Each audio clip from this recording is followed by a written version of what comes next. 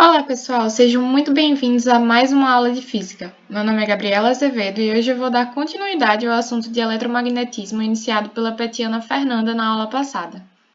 Na aula anterior, vocês aprenderam o que seria um campo magnético. Nessa aula, vocês aprenderão sobre o campo magnético gerado pela corrente elétrica, o que são materiais ferromagnéticos, paramagnéticos e diamagnéticos, e como é dada a força sobre cargas quando essas estão submetidas a um campo magnético externo. Outra coisa importante para a gente colocar na nossa cabeça hoje são essas duas representações vetoriais. Elas são importantes porque não conseguiremos representar tudo desse assunto no plano XY, então teremos que utilizar uma terceira dimensão. Quando você observar esse círculo com um X no meio, você imaginará um vetor entrando no papel, ou nesse caso na tela. Quando você observar esse segundo símbolo com uma bolinha dentro do círculo, você imaginará o vetor saindo do papel, ou seja, indo em direção a você que está aqui assistindo essa aula. E a primeira pergunta que eu gostaria de fazer nessa aula é: você sabia que existe uma relação entre a eletricidade e o magnetismo? Pois é, quando ocorre uma movimentação de carga elétrica, ou seja, quando tem corrente elétrica, que é a carga em movimento, é gerado um campo magnético. Se essa carga estiver em repouso, o campo magnético não vai ser gerado. E atenção, muito cuidado para não confundir campo magnético com campo elétrico. A carga elétrica, ela sempre produzirá um campo elétrico, estando ela em repouso ou em movimento. Mas caso ela esteja se movimentando, além de campo elétrico, ela também vai gerar um campo magnético. Agora a gente vai aprender como utilizar a regra da mão direita. Essa regra ela serve para nos orientar para que a gente saiba o sentido do campo magnético. O nosso dedo polegar ele vai indicar o sentido da corrente. Nesse caso ela está para cima, então dedo para cima. Os demais dedos vão mostrar qual está sendo o sentido do campo magnético. Então, se nosso dedo está para cima, a gente fecha os nossos outros dedos e aí esse é justamente o sentido que está o campo magnético.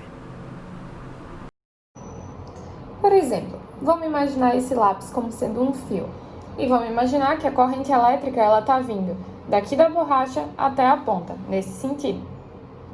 Então, a gente coloca o nosso polegar, nosso dedão, no sentido em que a corrente ela está andando, ou seja, para cima, e o campo magnético ele vai ser orientado por esses dedos daqui. Então, a gente coloca ele para cima e é como se a gente fosse fechar a nossa mão no lápis. Então, a gente sabe que o nosso campo magnético ele está vindo nesse sentido aqui, que a gente faz isso daqui. Caso o fio ele tivesse o contrário, e nesse caso a corrente elétrica ela tivesse de baixo para cima, a gente teria que colocar a nossa mão dessa forma daqui, no sentido da corrente elétrica. E a gente fecharia a nossa mão assim. Então, nesse caso, o campo magnético ele estaria girando nesse sentido daqui. Voltando aqui para essa imagem, vamos agora interpretar a representação vetorial que existe nessa imagem. Desse lado aqui, do seu lado direito que está assistindo, você pode perceber que tem o símbolo do círculo com a bolinha dentro. A gente viu que isso significaria que o vetor está entrando na tela. E como você pode perceber aqui pela imagem, realmente, quando a gente está do lado direito, o campo magnético está vindo para cá. Nesse caso, ele está entrando.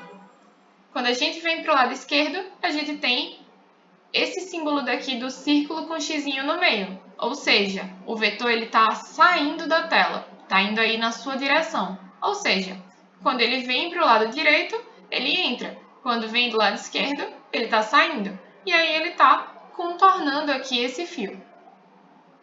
Agora vamos entender como é calculada a intensidade do campo magnético em determinado ponto. A fórmula é essa daí que eu coloquei no slide. B é igual a μ vezes I sobre 2πr. E o que quer dizer cada coisa dessas? O B é justamente a intensidade do campo magnético que a gente quer calcular. O μ é a permeabilidade magnética e ele vai variar de acordo com o ambiente que a gente está considerando. Geralmente, esse ambiente vai ser o vácuo.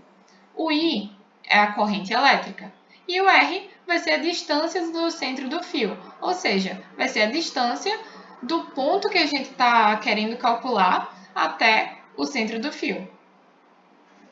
Caso nosso fio seja dobrado, teremos uma espira circular. E aí dá para a gente fazer da mesma forma que a gente fez com o fio para analisar em qual sentido está o campo magnético. Imagine nessa primeira figura que a corrente está vindo aí da esquerda para a direita. Se a gente tivesse um círculo e a gente colocasse o nosso dedo polegar virado nesse sentido da corrente e a gente movimentasse, ou seja, se a gente envolvesse esse círculo com os nossos outros dedos, a gente teria um campo magnético vindo para cima, ou seja, entrando de baixo para cima. Nessa segunda imagem, a gente tem a corrente indo no lado oposto, ou seja, da direita para a esquerda. Imagine que você tem um círculo na sua mão e você coloca o seu dedo polegar, na direção dessa corrente. Se você perceber, quando você envolver o círculo com seus outros dedos, você vai estar entrando novamente no círculo, mas dessa vez de cima para baixo. Ou seja, o campo magnético, nesse caso, ele vai estar orientado para baixo. Para o cálculo da intensidade de campo magnético no centro da espira, a gente vai utilizar essa formulinha daí, onde B é igual a μ vezes I sobre 2R. E o que é cada coisa dessas? O B continua sendo a intensidade do campo magnético. O μ continua sendo a permeabilidade magnética. O I, a corrente elétrica. E, nesse caso, o R, como a gente quer calcular no centro da espira, o R ele vai ser o raio da espira. Agora vamos falar sobre o solenoide. Se você olhar aí para essa imagem, o solenoide ele pode ser imaginado como várias espiras, ou seja, é como se o nosso fio ele fosse enrolado várias vezes.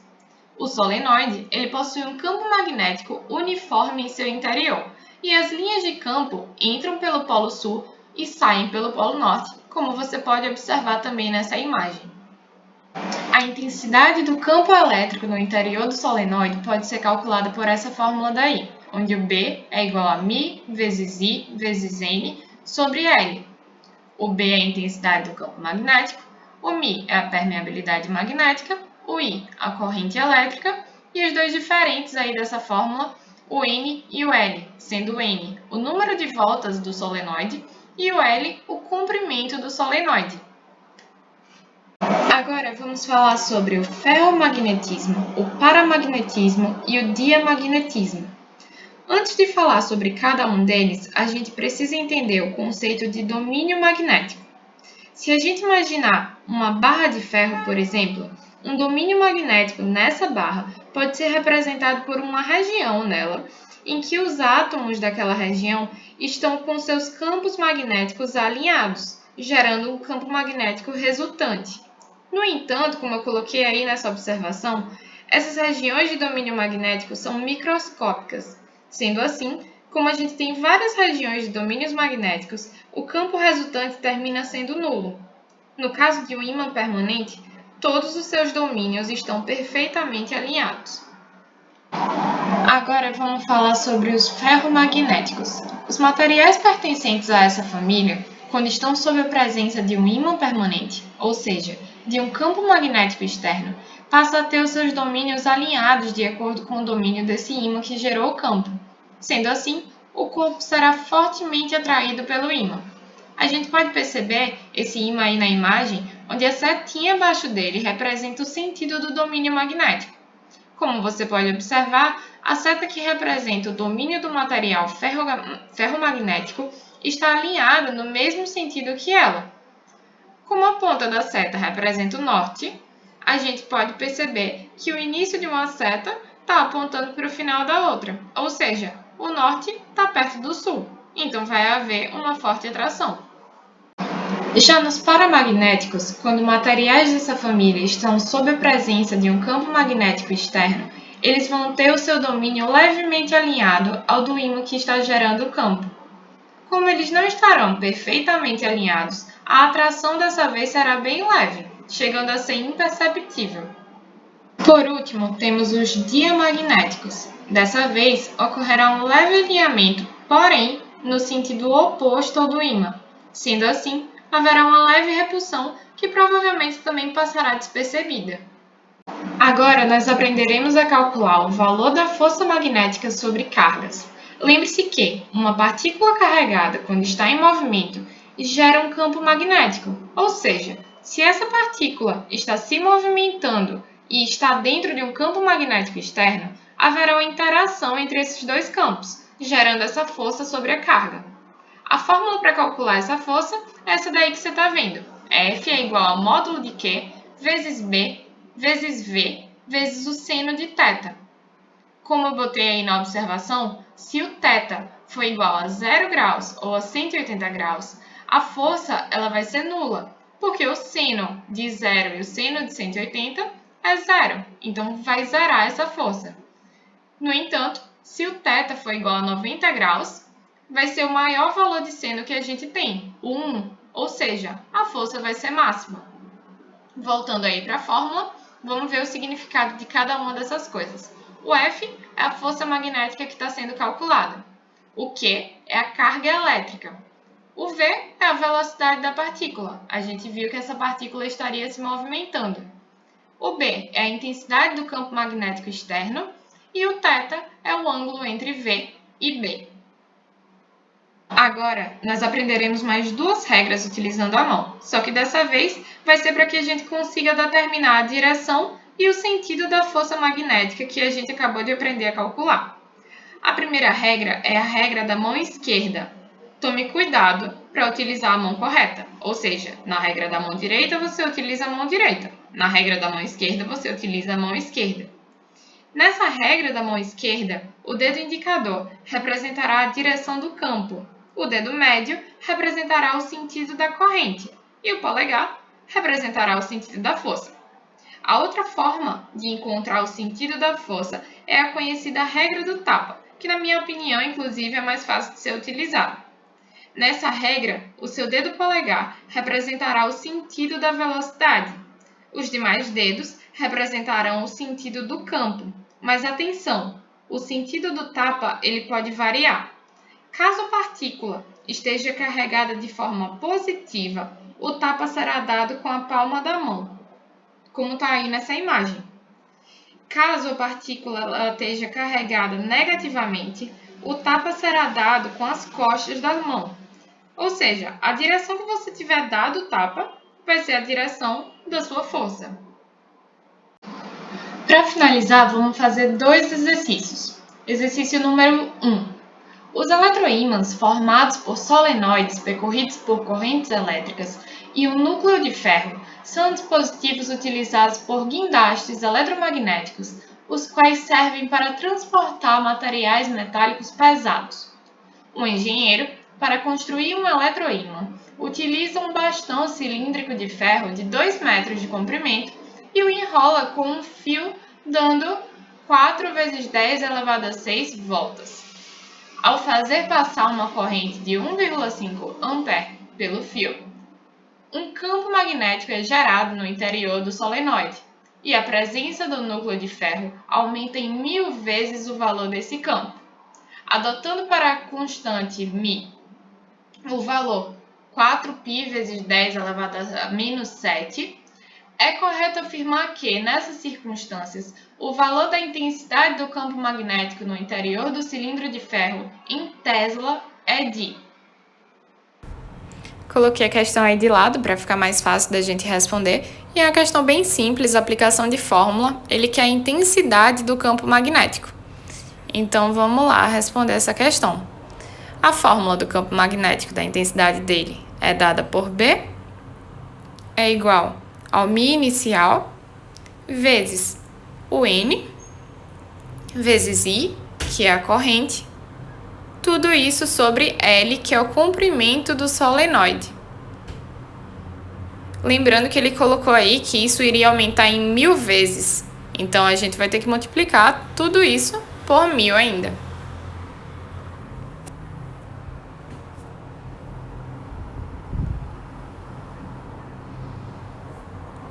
E aí, substituindo os valores, Agora a gente tem na questão, foi dado, né, o valor de domínio inicial, que seria 4π vezes 10 elevado a menos 7.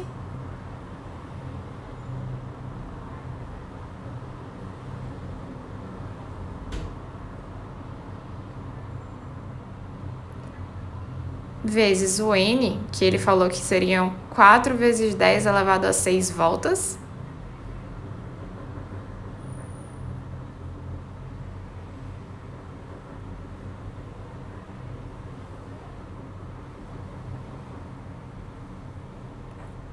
Vezes o I, que é a corrente, ele colocou ali como sendo 1,5 ampere.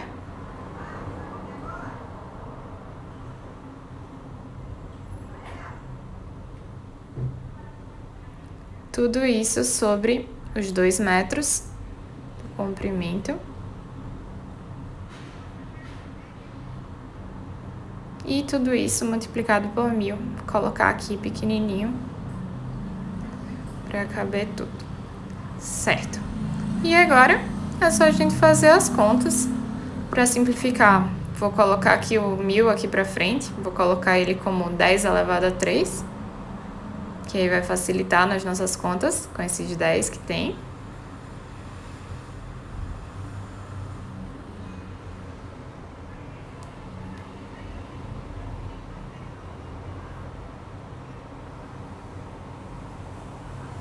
E vou só repetir aqui.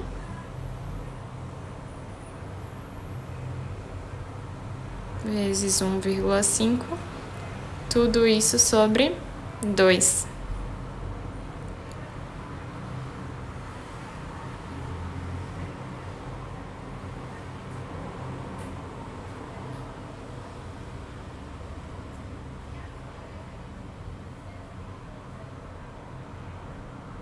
E fazendo essas contas aqui,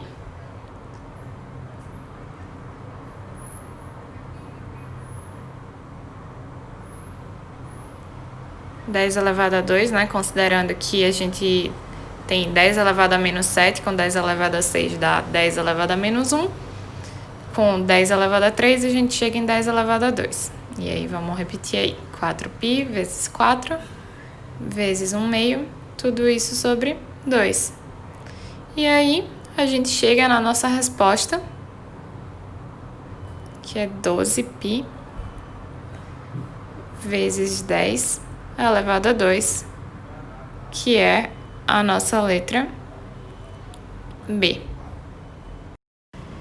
Agora vamos para a nossa segunda questão, e ela diz o seguinte: suponha que uma carga elétrica de 4 microcoulombs seja lançada em um campo magnético uniforme de 8 Tesla.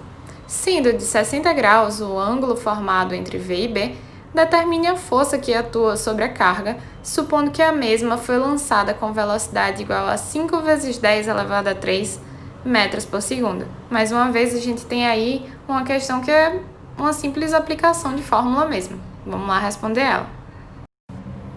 Coloquei mais uma vez a questão aí de lado para facilitar para a gente. E mais uma vez, como eu já falei, é uma questão só de aplicação de fórmula mesmo. Ele está pedindo aí a força magnética que atua sobre a carga. Lembrando que a carga ela está em movimento, então ela gera um campo magnético e ela está sob a ação de um campo magnético externo também. Então tem uma interação aí entre dois campos e isso que está fazendo com que tenha essa força sobre a carga. E vamos calcular ela então. A fórmula para isso é dada por F, da força que a gente está querendo calcular, é igual ao módulo de Q, vezes a velocidade, vezes o B, que é o campo, vezes o seno de θ, que é o ângulo entre V e B que ele deu aí na questão.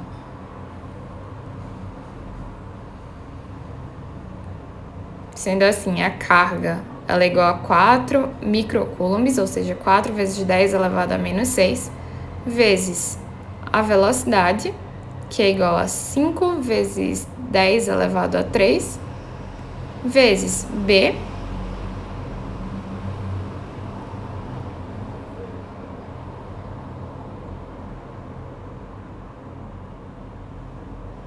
vezes o seno de θ, que é o ângulo aí entre V e B, que ele deu como 60 graus. Então, essa força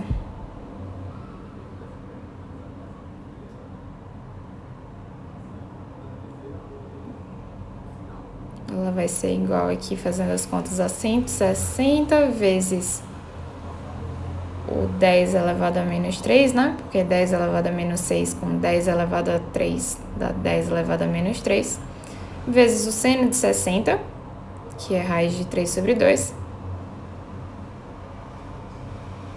E fazendo essas continhas, a gente chega nesse resultado aproximado aí de 1,4 vezes 10 elevado a menos 1 newtons, que tá aí na nossa letra D.